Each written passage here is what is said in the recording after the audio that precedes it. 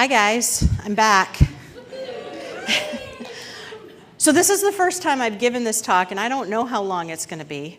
We're going to do our best, okay? We're going to do our best. But when I was told the topic of your conference, I was like, well, clearly I have to do a talk on spirit and sleep and immunity because that's kind of what this is all about. And I was so excited. We already went through the disclosures yesterday, so we'll do this. So I was like, I'm going to do this really fun talk on life purpose and happiness and how that feeds your immune system, and we're just going to have the best time. And then Angela emailed me to remind me that 40% of my slides had to be pharmacy. And I was like, well, how on earth do I do that? Fortunately, we had Tia speak yesterday, and Tia covered the benzodiazepines, so we can rush right through those. And I have to tell you a Tia story. Yay. Because Tia worked with me when she was a student, and we were doing a music therapy project.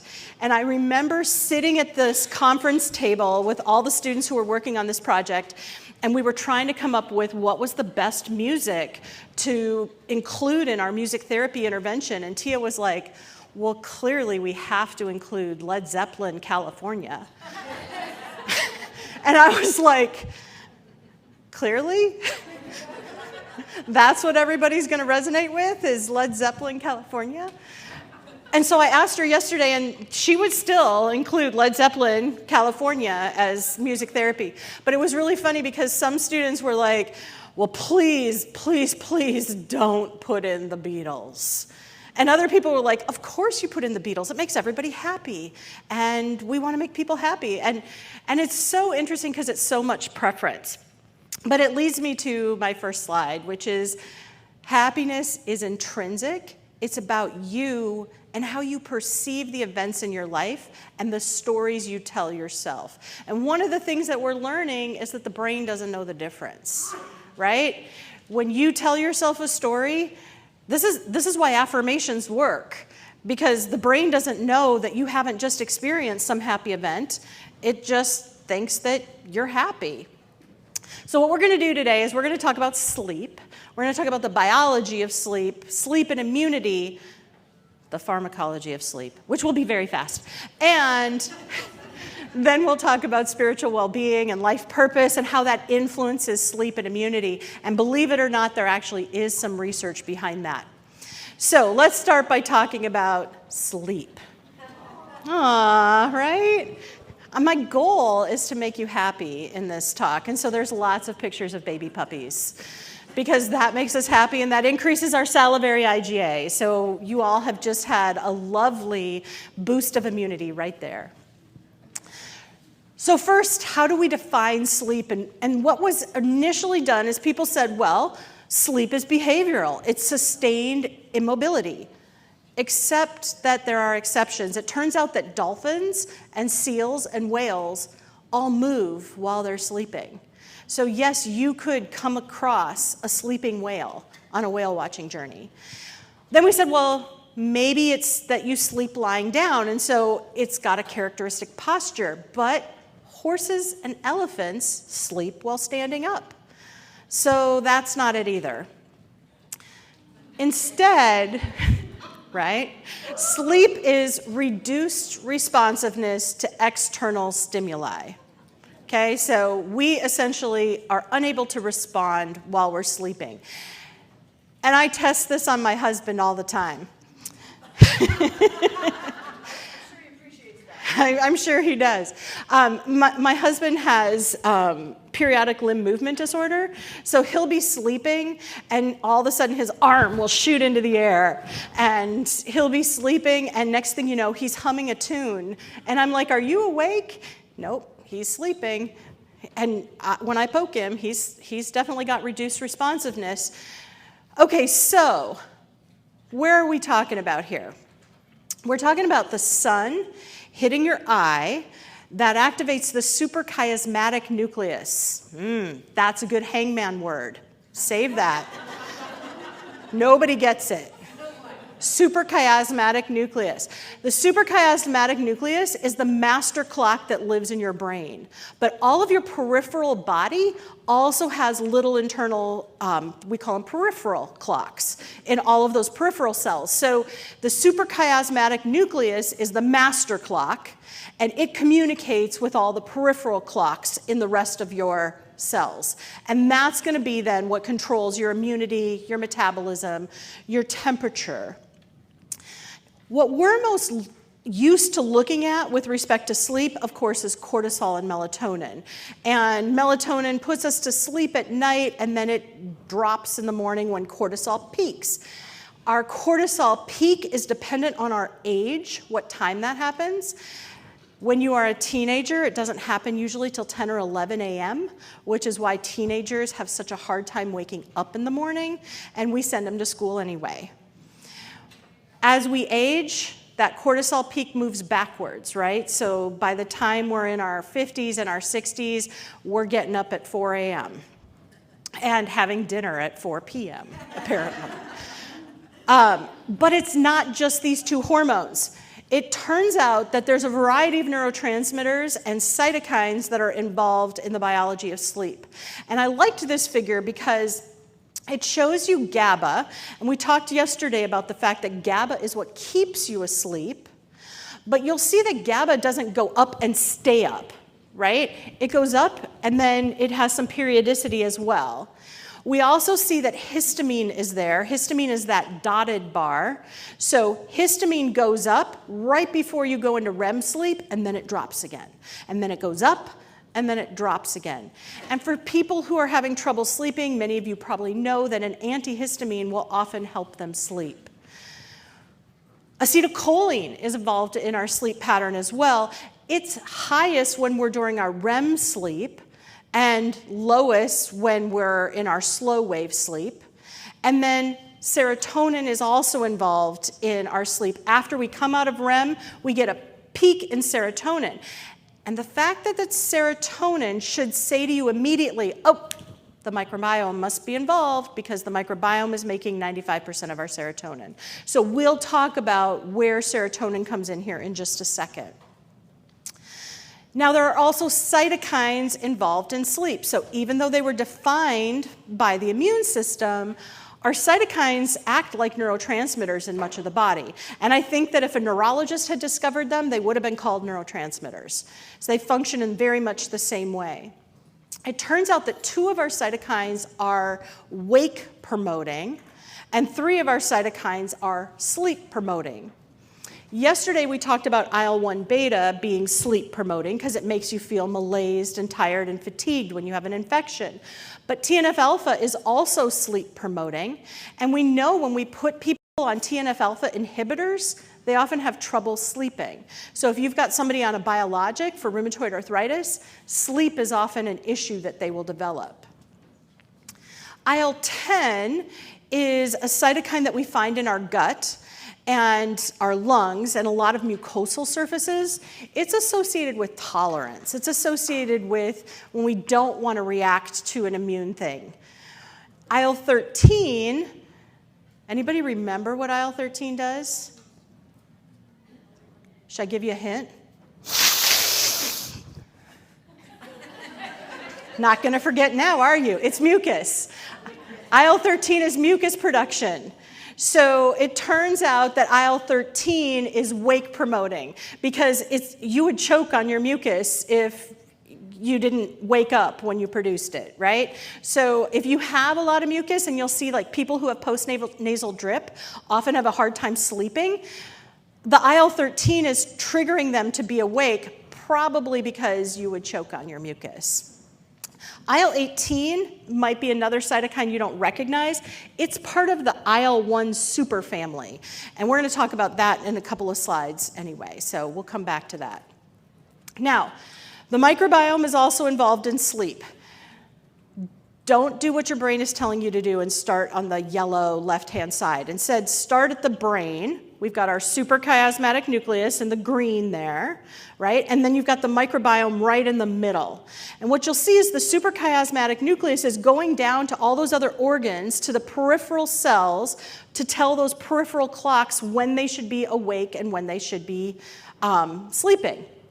But you eat, and your microbiome has to be active when you eat. So your microbiome is sending a message to the suprachiasmatic nucleus saying, hey, this person just ate. We need to wake up so we can digest the food. That means midnight snacking, no good, right? Because as soon as you midnight snack, your microbiome sends a signal to the suprachiasmatic nucleus saying, well, it must be morning because they're eating, right? So as you'll see here, the microbiome is not only regulating those intestinal epithelial cell peripheral clocks and the peripheral clock of the liver, it's also then having an effect on the suprachiasmatic nucleus. And it means that the timing of our food matters, which is really interesting because we've started to see this huge phase of intermittent fasting. And it does matter when you eat with respect to all of your circadian rhythms. So they've done studies now where they're showing that folks who are doing intermittent fasting, does it matter time of day that they fast? Like if you were to fast, if you were to eat between 8 and 4 p.m. versus eat between noon and 8 p.m.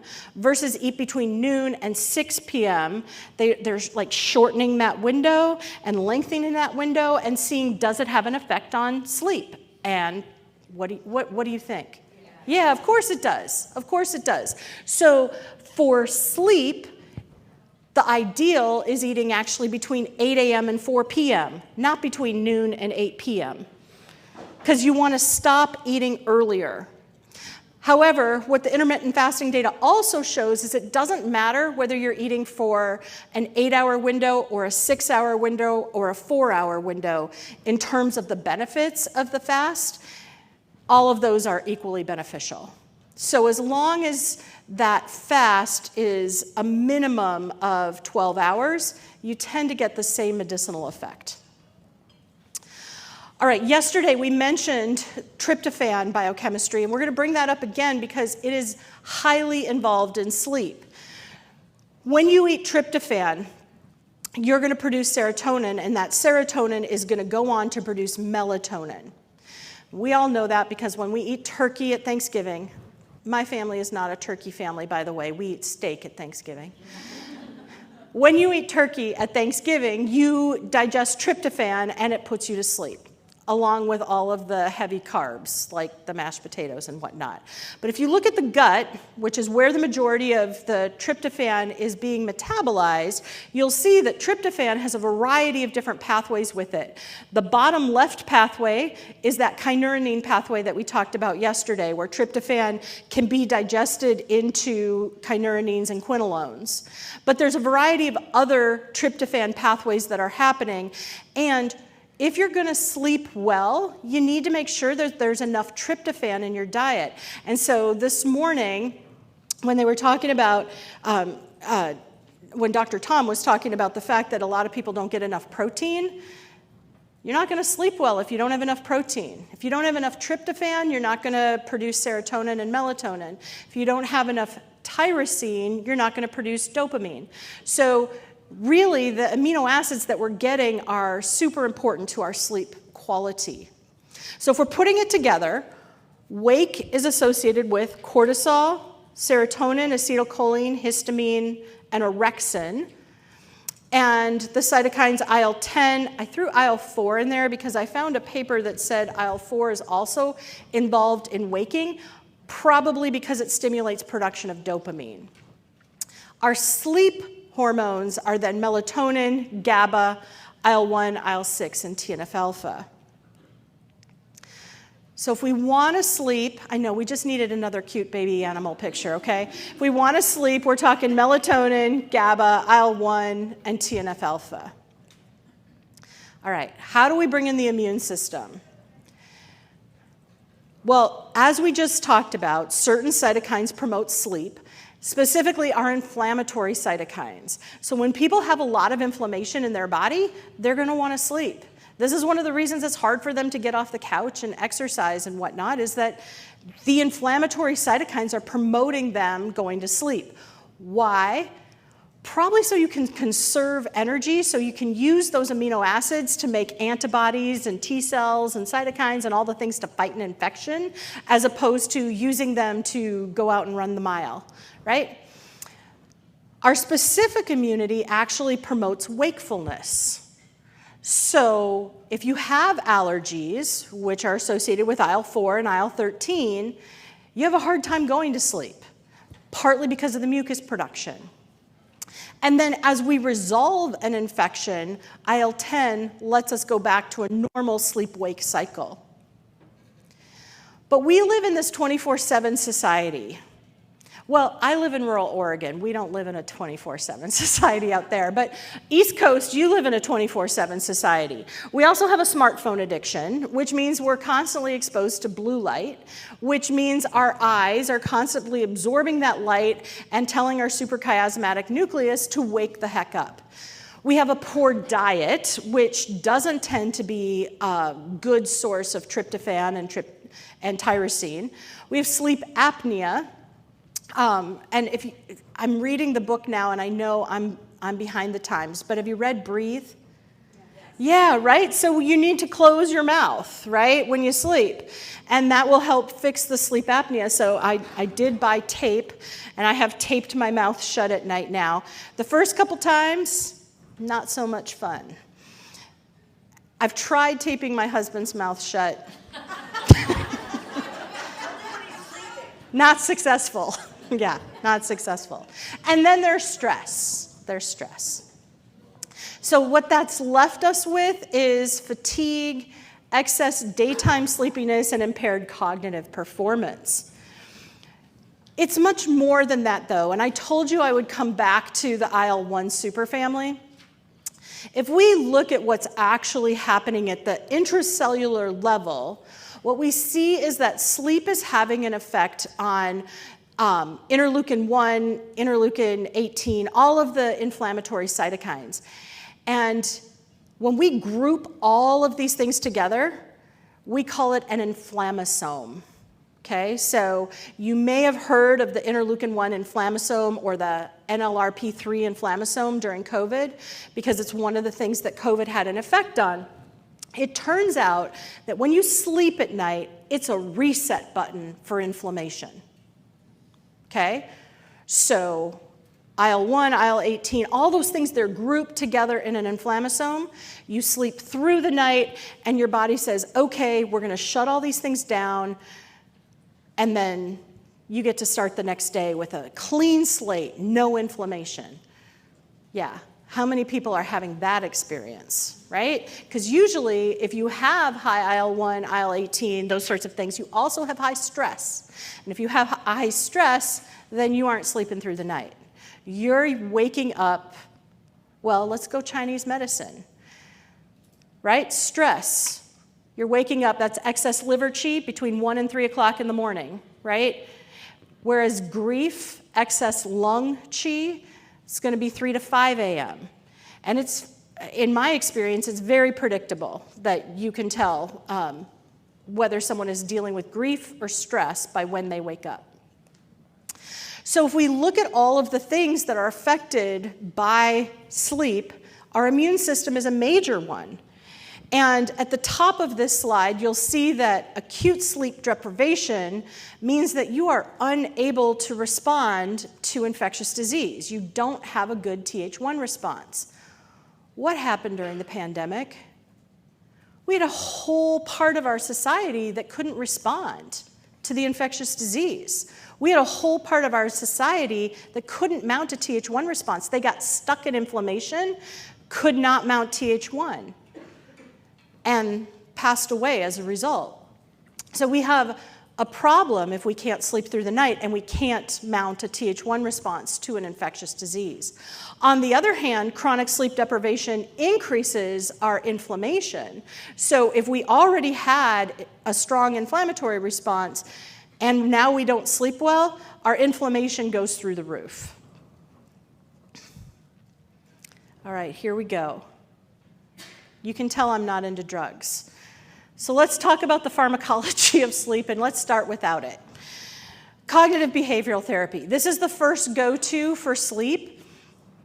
And when you start with cognitive behavioral therapy, the first thing we do is sleep consolidation. You limit the amount of time spent in bed. Stimulus control. Only use bed for sleeping and sex. No reading, no watching TV, no knitting, right? But how many people are only using their bed for sleep and sex? Then we have cognitive restructuring. This is changing the negative talk around sleep. So when someone can't sleep through the night and they wake up and they're reviewing the presentation that they're going to give the next day, instead of reviewing the presentation, you have to change the talk, right, to a more positive self-talk. It's okay. I'm going to get enough sleep for today. I'll sleep better tomorrow. I'll be fine tomorrow. Counting sheep doesn't really work. Relaxation techniques, using mindfulness meditation, yoga nidra, breathing control. And yoga nidra is actually what got me really interested in sleep, because one of our postdocs has been doing a yoga nidra study, and I thought it was just going to be like Sravasana, you just lay there. It's like, oh yeah, this is awesome. It's not like that at all. Yoga nidra makes you listen to a really annoying voice, and then you're so relieved when it stops that you go to sleep. At least that's my experience of yoga nidra. And sleep hygiene. So sleep hygiene means we go to bed at the same time every night, get up at the same time every day. So the routine that Dr. Tom was talking about this morning, very important part of sleep hygiene. Refrain from eating 2 to 3 hours before bedtime. I work with people with Parkinson's, and this is something that they really struggle with. If they don't get their ice cream right before bed, they are miserable. And we'll go into ice cream some other day. Avoid alcohol 2 to 3 hours before bedtime. Exposure to bright light, caffeine in the afternoon and evening. Engage in a relaxing evening routine. Expose yourself to bright light during the day. Let's do some grounding while we're at it. Decrease exposure to computer screens and cell phones 1 to 2 hours before bedtime. And that is probably where you all fail. Is that right? Uh-huh. Yeah. Me too. So if we go back to our wake and sleep hormones, it starts to make sense why people are prescribing what they are prescribing.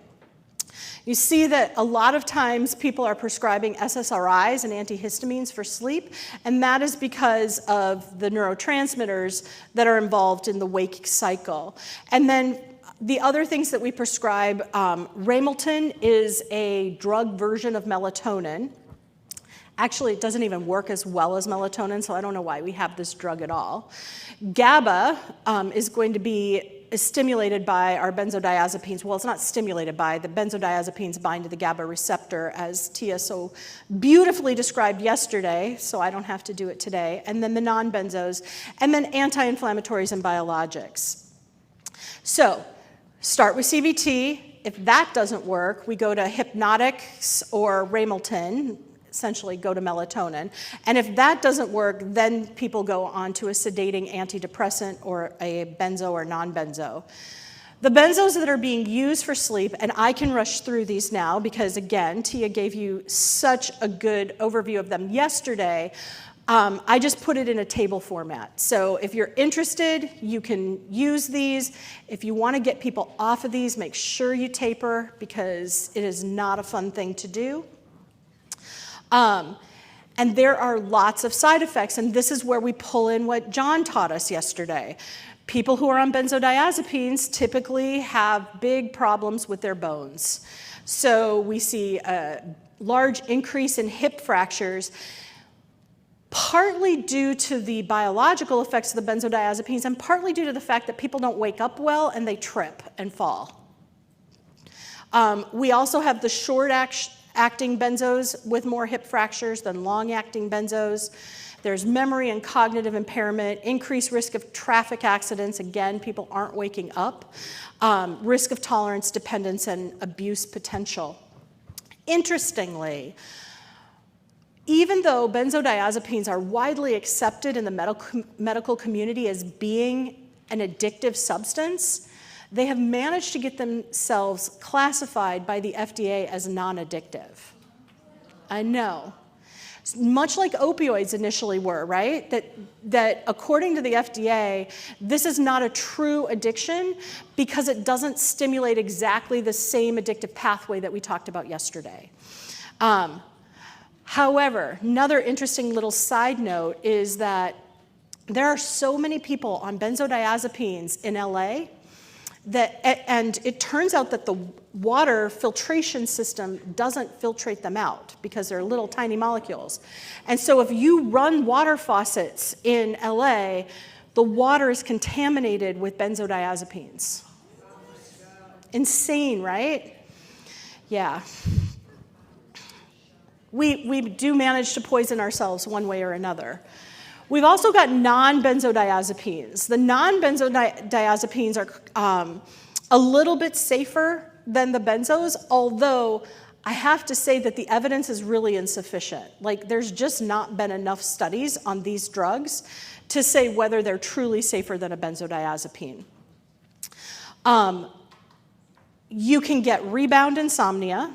You can have automatic sleep behaviors, impaired motor function, falls, impaired cognitive function, and daytime impairment.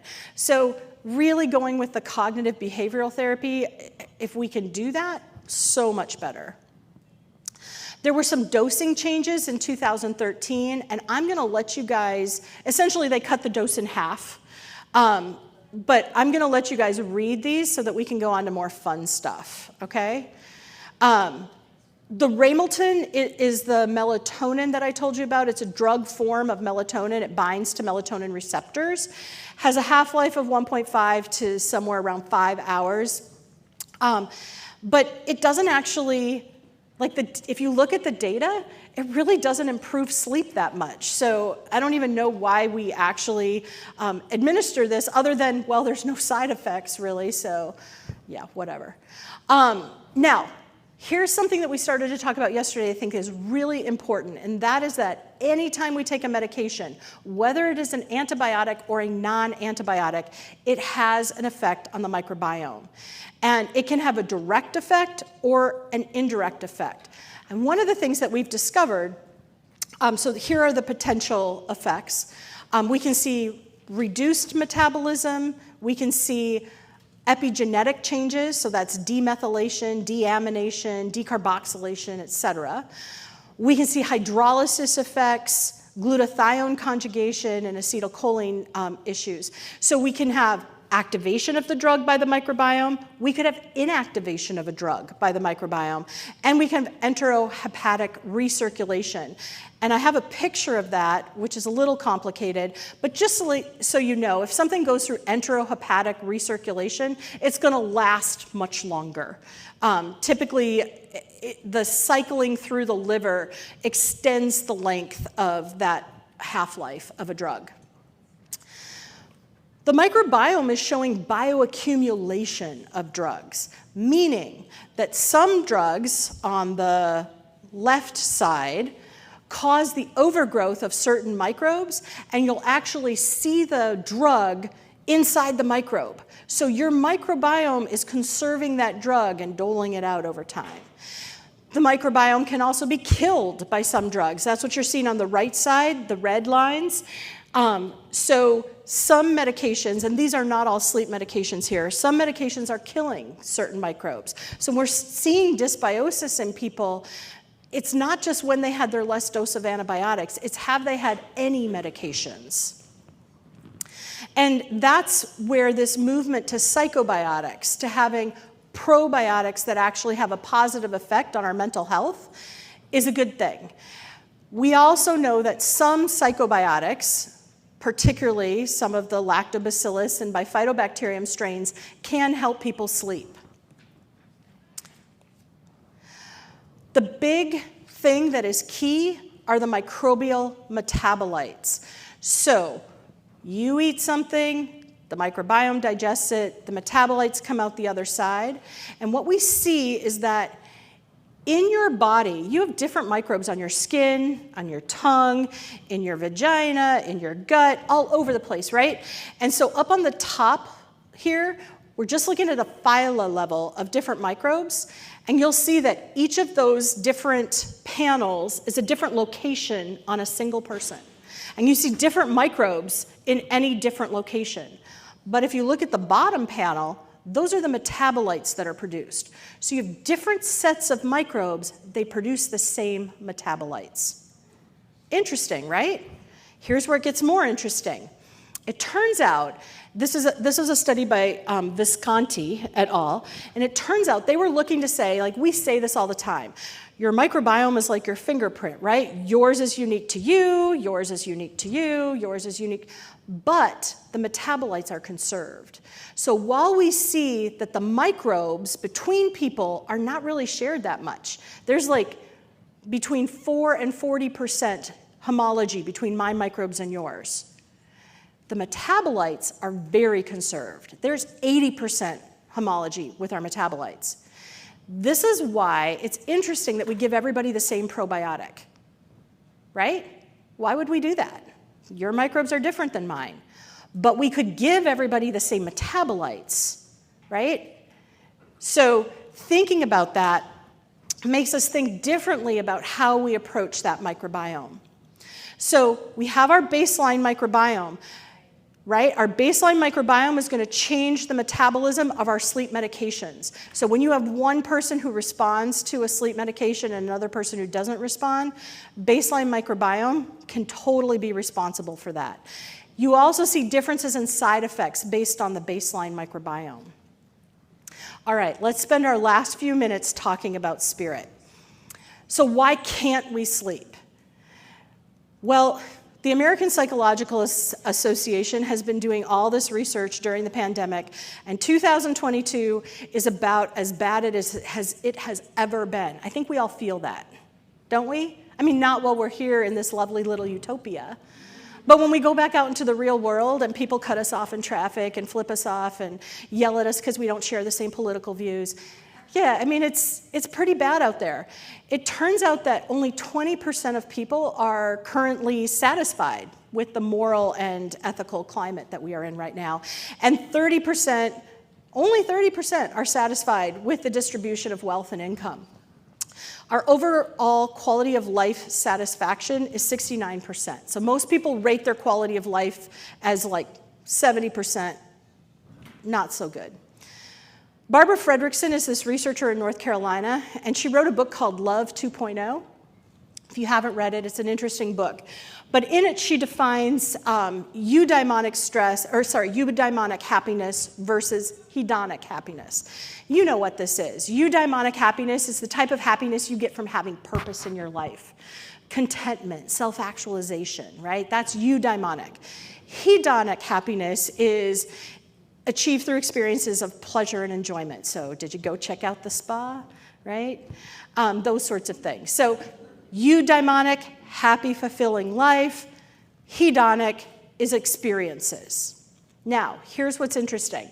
They're studying this by looking at a life satisfaction scale. These are the types of questions that they ask on the life satisfaction scale. How often in the past week have you felt happy? How often are you feeling satisfied? Does your life have a sense of direction? Do you have something to contribute to society? And are you challenged to grow and become a better person? You ready for this? Let's bring in the immune system.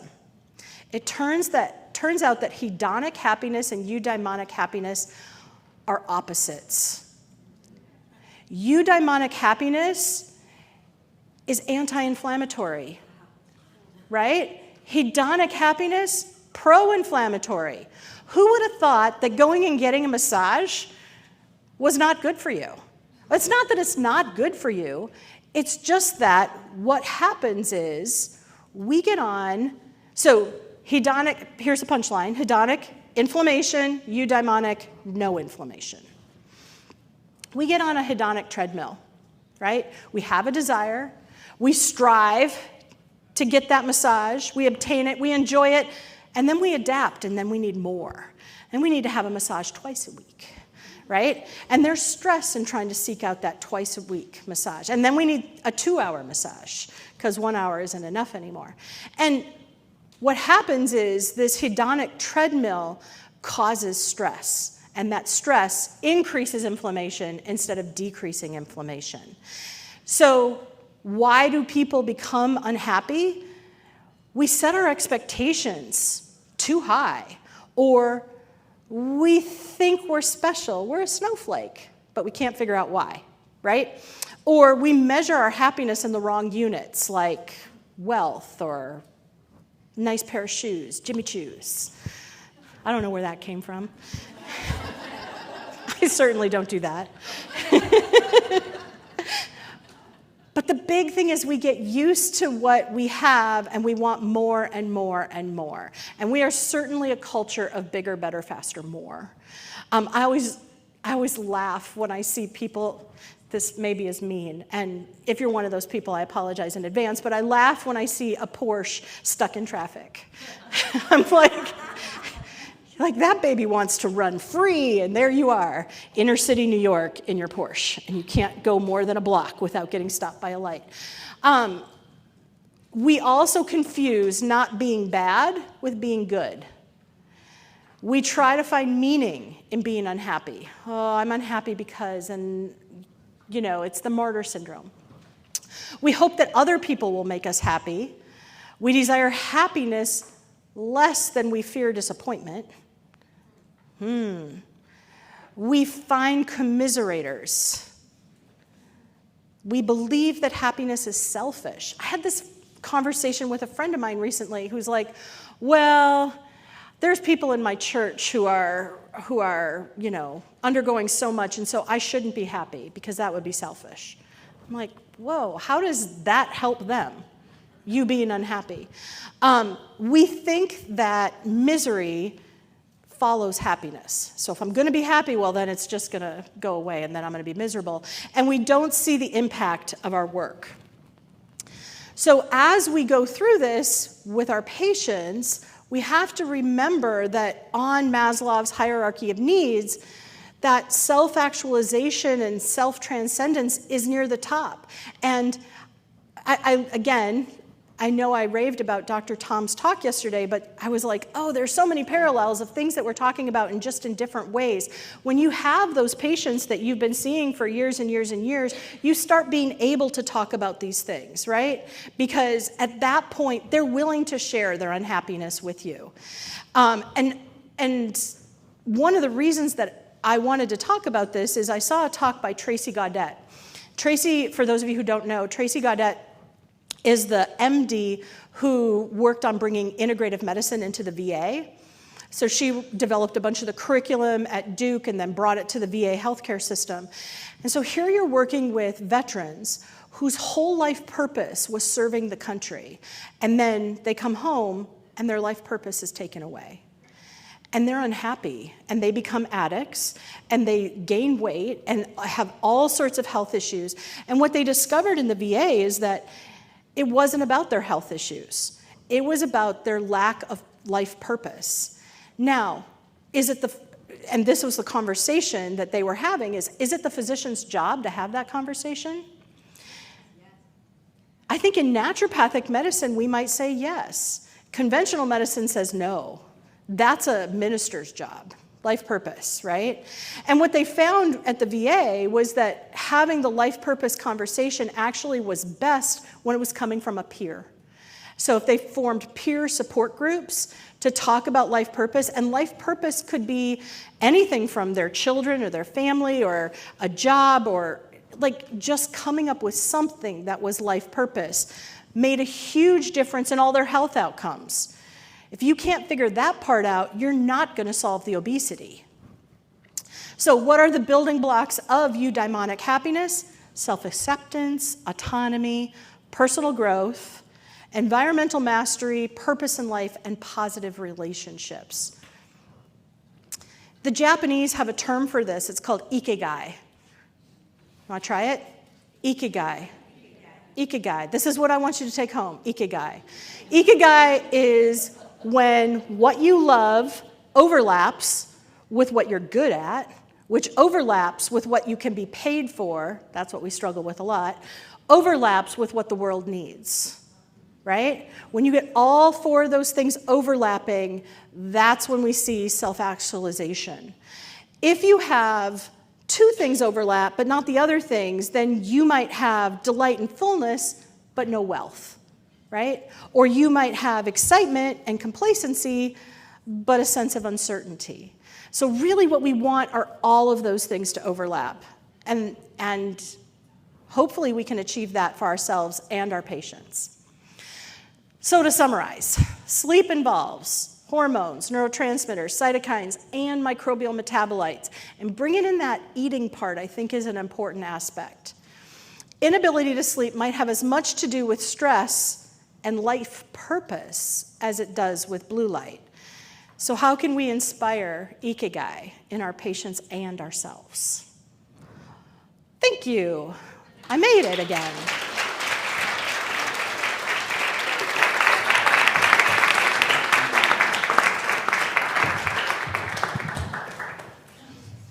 Anybody want to discuss life purpose?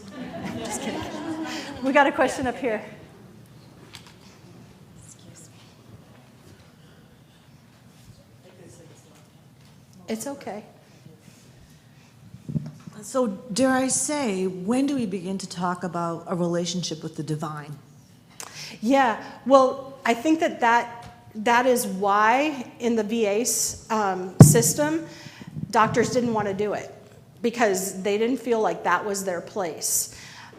Interestingly, there was a study that came out, you know that prayer has been considered a part of integrative medicine since the get-go. Like Larry Dossey, when he defined the term integrative medicine, he included prayer.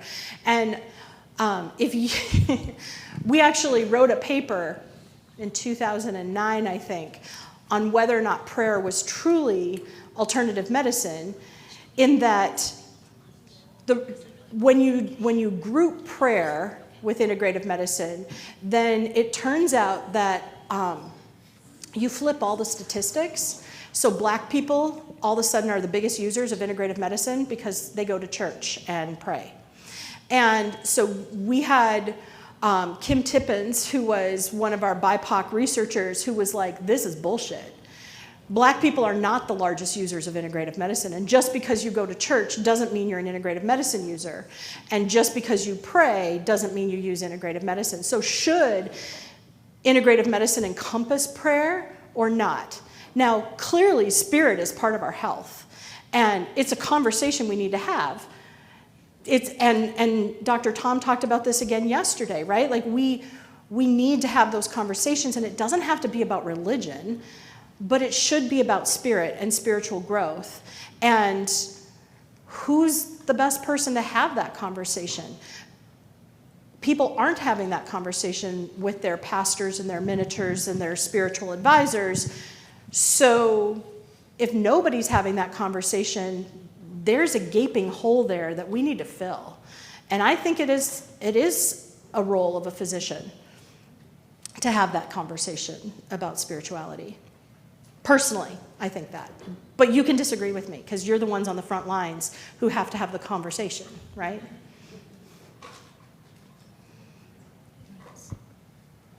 I have a question. Yeah.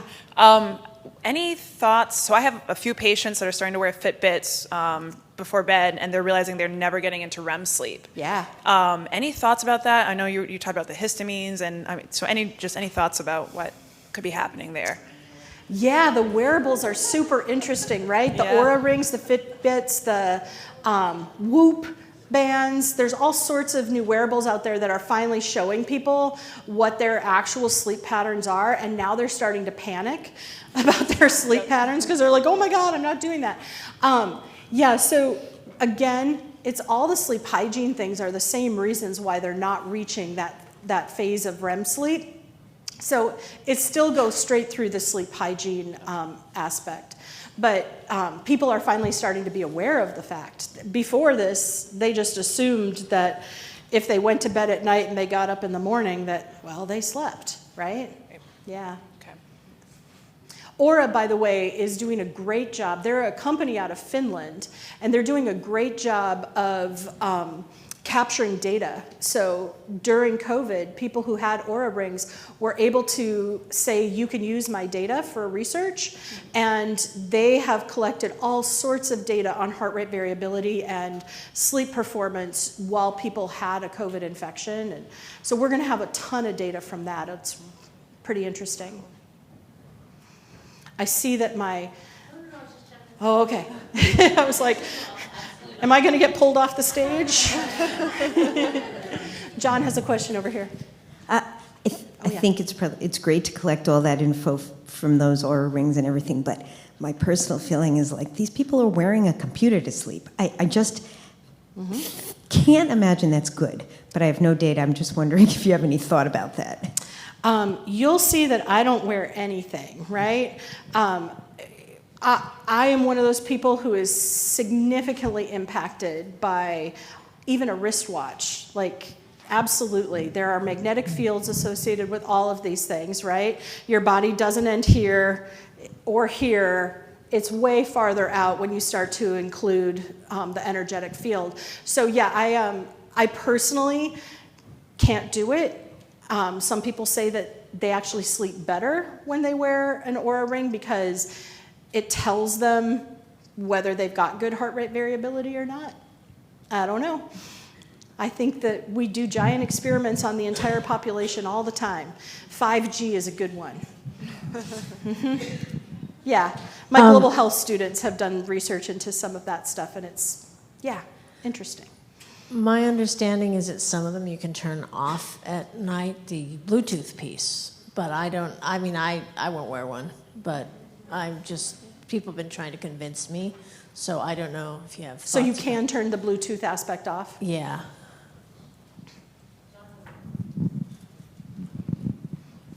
It's a comment followed by a question. Fitbit did a study where they took billions of data points and determined, based on their data, that the #1 predictor of sleep, of good sleep, was going to bed at about the same time every night. So I'm curious, in terms of sleep hygiene and what you've seen and all the variables of what people can do. Do you have a hierarchy if somebody's just not willing to do it all? Like, what would you suggest they do? You know, if they can say, I only want to commit to 2 things right now. What's your kind of hierarchy of what benefits? Yeah, can I go back to a slide for that? All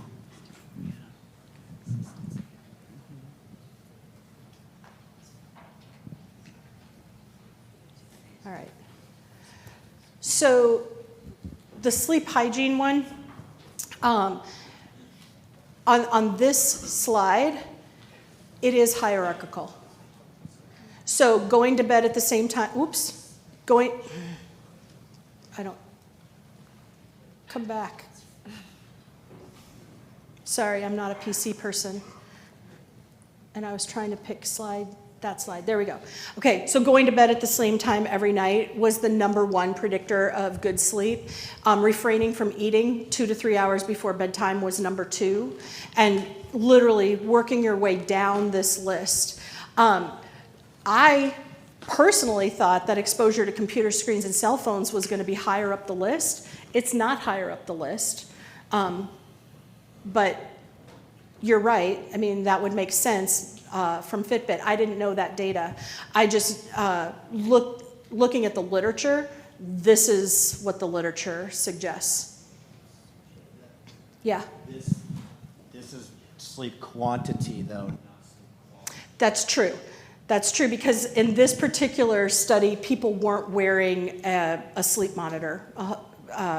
It wasn't in a sleep study. It was an epidemiological study. Yeah. Anything else? Well, I want to thank all of you, and I also want to thank the organizers for inviting me, because it's always a great chance to come out to New Hampshire. And this conference is so cool. Guys, I get to speak at a lot of conferences. These guys mix it up, right? You get a good diversity of talks. Just love coming here. So thanks again for having me.